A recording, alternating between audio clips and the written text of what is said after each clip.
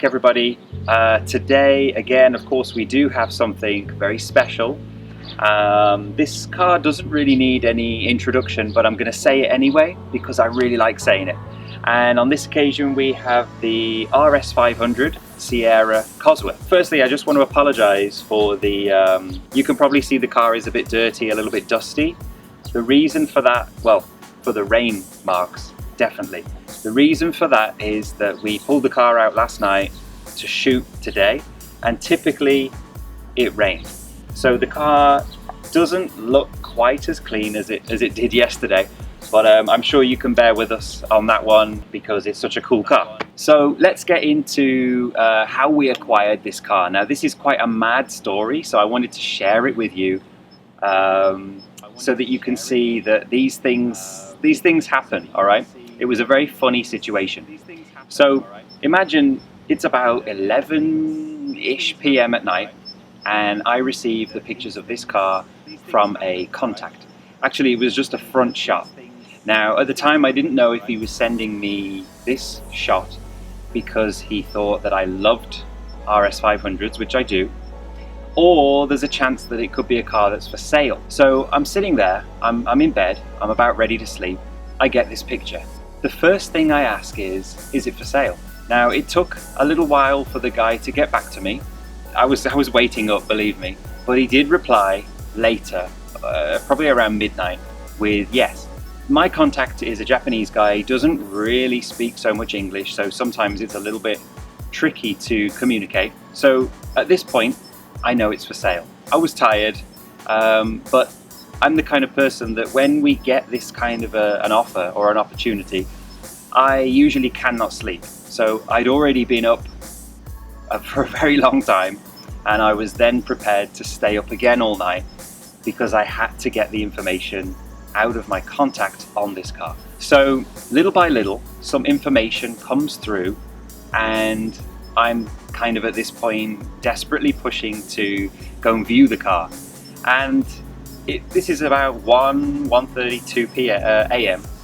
and the guy must have fallen asleep. So I'm livid. I need to get the information on this car. I need to know where it is. I need to know how to go about getting it. And the last thing he said to me was, we need to move quickly. Falls asleep. So it was a really mad start to an even crazier story, for me anyway. Eventually I fell asleep around 3 a.m, something like that, and I woke up at about 9 a.m, so because of the late night. Just as I wake up, I get another message from my contact saying, I'm at the station right now, you've got 15 minutes to get down here, and we're going to board a bullet train and we're going to go to Osaka where this car is. So I'm sort of there, so tired. I mean, I've got eyes hanging out of my head. I have to be very quick here, so I very quickly threw on some clothes, threw on a hat, brushed my teeth, washed my face, no breakfast, straight out the door, and I raced to the station, and I just made the train. That's already a crazy beginning to acquiring this car. Now, we jump on the bullet train to Osaka, and it doesn't take so long to get down there, maybe an hour or just over an hour or something like that. But of course we are going crazy. We're going bang through the gates, out, and we get to this truck, and I'm like, why are we taking a truck, you know, not a car? And the guy was like, well, we need to move quickly, so we have a truck now. And it's a cool truck. It's got the back that completely separates itself down onto the ground. And yeah, we jump into this truck. There's a driver, there's the contact of mine, and then there's me in the front of this truck.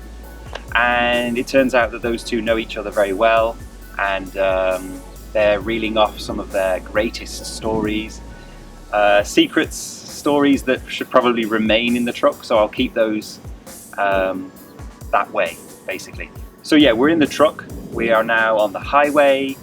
It's taking us another hour to get to the location where the car is. And it turns out that the car was in a museum in Osaka, and the museum is closing down. So already I'm thinking, more cars. What have they got? So we pull up to the museum, and some of the staff at the museum say, could you go around the back? That's where the cars are. So we drive around the back, we all get out of the truck, and I'm seeing this enormous hangar. It's almost, you could probably fit a few airplanes in it. It was so deep, I couldn't even see the end of this hangar. I mean, it probably had something to do with the lighting. It was literally a storage facility, so it was quite dark in there. But immediately I'm greeted, of course, by this Sierra on my right, and a sea of cars that are covered in sheets to my left. And I'm talking about old BMW turbo cars, I'm talking about American muscle, Camaros, more Ferraris, more Porsches, race cars. They're under sheets as far as the eye can see. So I'm like, wow, what have I stumbled across here? This is amazing. My contact and the driver go off to the back end, so I can no longer see them at all, and I'm left to check out the Sierra.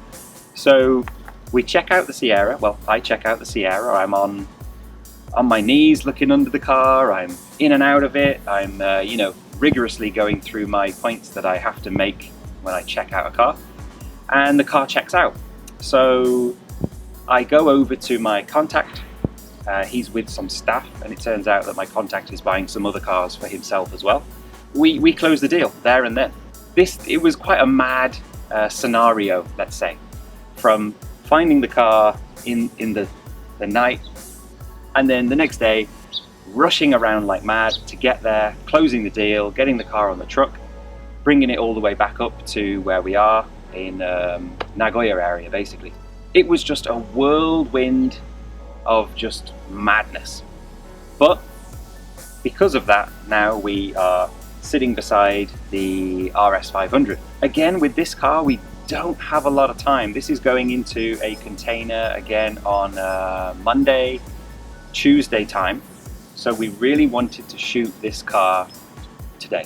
I'm not sure if you can tell, but it is a very hazy blue sky, and we're looking at 38 degrees. I'm literally pouring with sweat, but I had to do it because this is just something that is so cool, and you guys needed to see it. So that's the crazy story behind acquiring the car. Now, a little bit about the car. This car was used and raced in various different countries. One, of course, being Japan. It was in the Japanese Touring Car Championship. It's been in some 300-kilometer endurance races, even some 500-kilometer endurance races too. The other special parts about this car are that it was built from new by Andy Rouse Engineering. So he commissioned the build, and the car was then used strictly as a race car, touring car. For me, it's such a cool car because obviously, like I said, I'm British, this is British, and there's just an immediate connection because, like I said, growing up, this was the legend that England was putting out. This was what we had to offer. So, I mean, roll cage, the switches, the gauges, the little bit of a Japanese flair to the gauges on this one. The stance, the way it sits.